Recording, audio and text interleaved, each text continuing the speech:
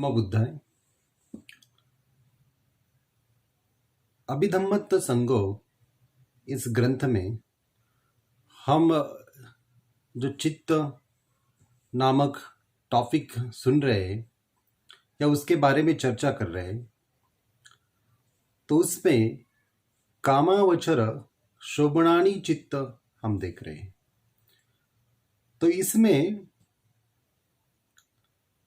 सहेतुक कामावचर क्रिया चित्त जो कि 8 होते हैं, तो इसके बारे में आज हम सुनने वाले हैं। उसमें पहला जो चित्त है वो है सोमनस्य सहगत ज्ञान संपयुक्तम असंखारिकमेकम। इसका मतलब है सोमनस्य संवेदना के साथ ज्ञान संप्रयुक्त जो चित्त की अवस्था है, जो बिना किसी प्रेरणा से या बिना किसी के संस्कारों से निर्मित होती है, ऐसा ज्ञान के साथ उत्पन्न हुआ संप्रयुक्त चित्त,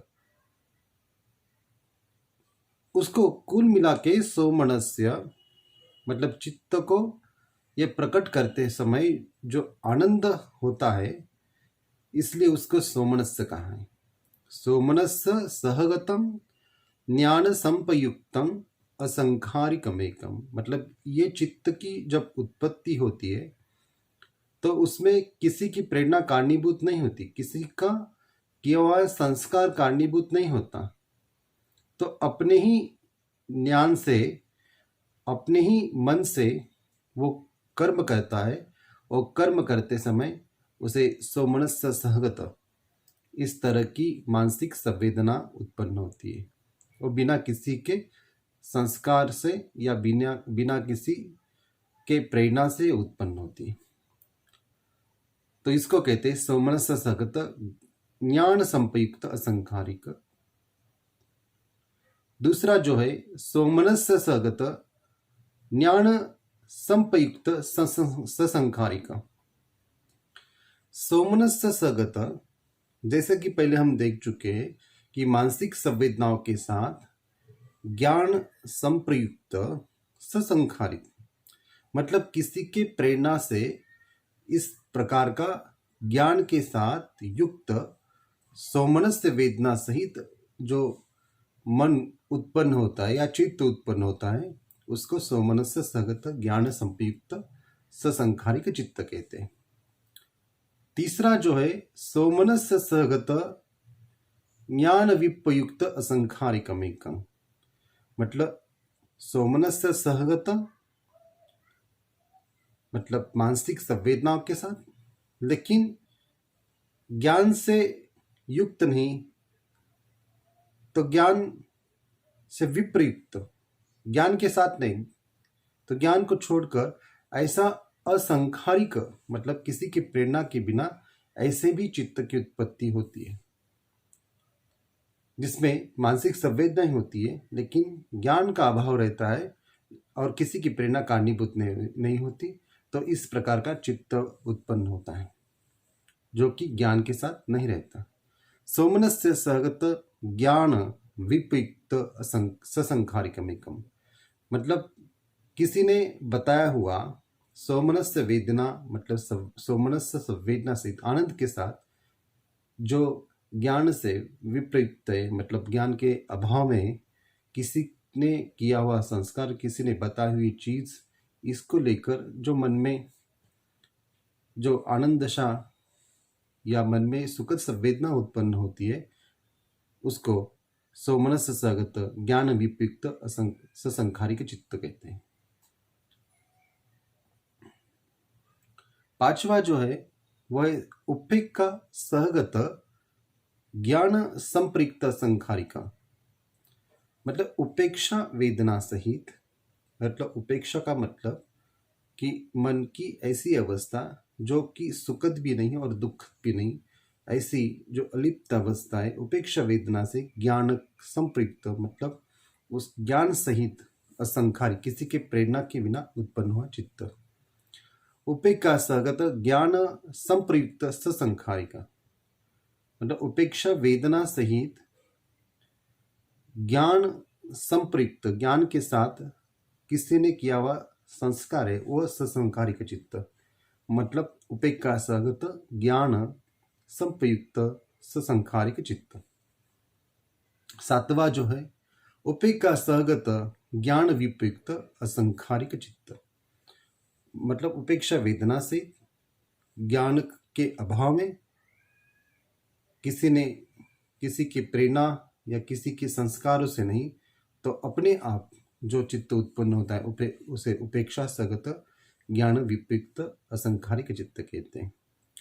और आठवां है उपेक्षा सहगत ज्ञान विप्रयुक्त ससंखारिकमेक, मतलब उपेक्षा वेदना सहित ज्ञान विप्रयुक्त, ज्ञान के अभाव में ससंखारिकम, मतलब किसी ने किए हुए संस्कारों के कारण जो चित्त उत्पन्न होता है उसको उपेक्षा सहगत ज्ञान विप्रयुक्त ससंखारिक चित्त कहते हैं।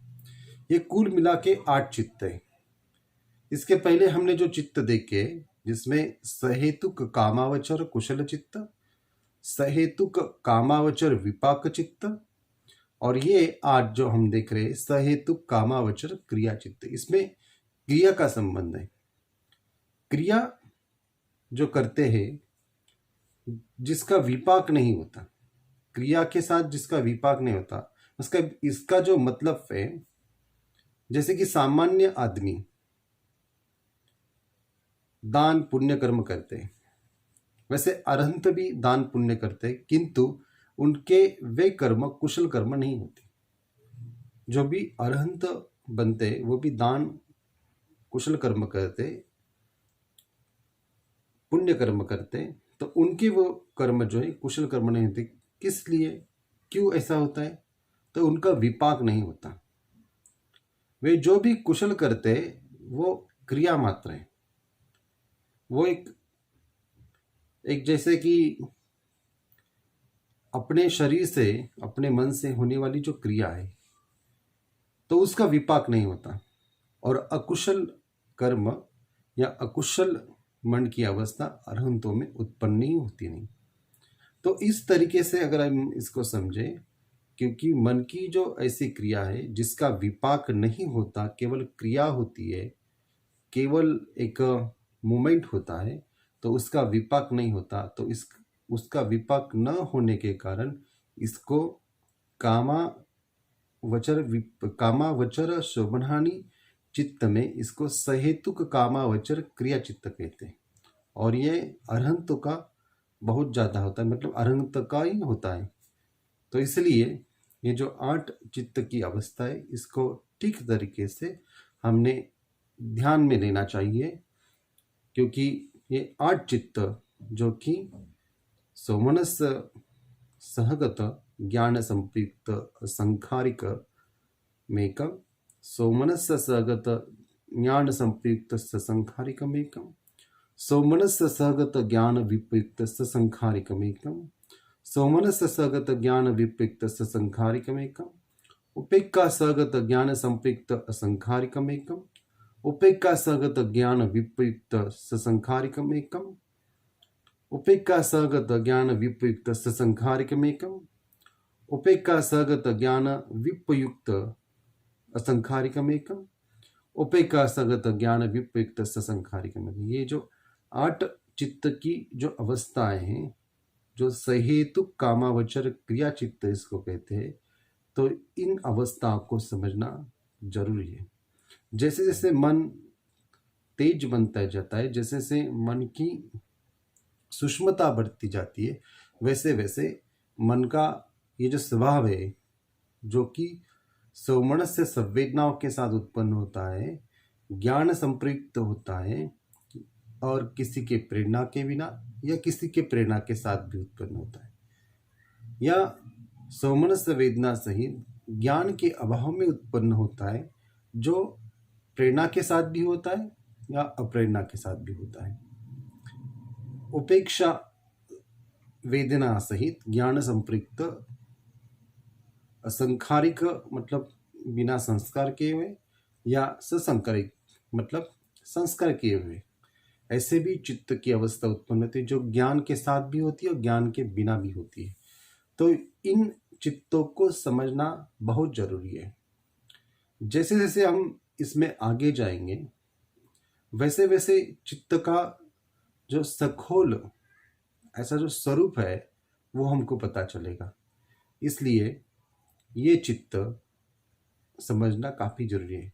अभी हम चित्त की जितनी भी अवस्था देख चुके हैं तो उसमें 8 जो चित्त थे वो सहेतु कामावचर कुशल चित्त थे। दूसरे थे सहेतु कामावचर विपाक चित्त थे। और तीसरे सहेतु कामावचर क्रिया चित्त। ये 8 8 और 8 तो ऐसे 24 चित्त हुए। और 24 चित्त एक कामावचर शोभनानी चित्त होते। तो इसको हम ध्यान में लेना जरूरी है। और जितना इस पर हम चिंतन करेंगे, जितना इसके ऊपर हम ध्यान करेंगे, उतनी हमारी विपश्यना भावना, शब्द भावना समझने में काफी विकास हो सकता है और साधना सही ढंग से हम विकसित कर सकते हैं। तो इन बातों को ध्यान से ठीक अपने मन में संस्कारित करो या याद रखो। और जैसे से विपश्यना भावना करेंगे वैसे वैसे एक चीज और भी क्लियर होती जाएगी। ठीक है, धन्यवाद।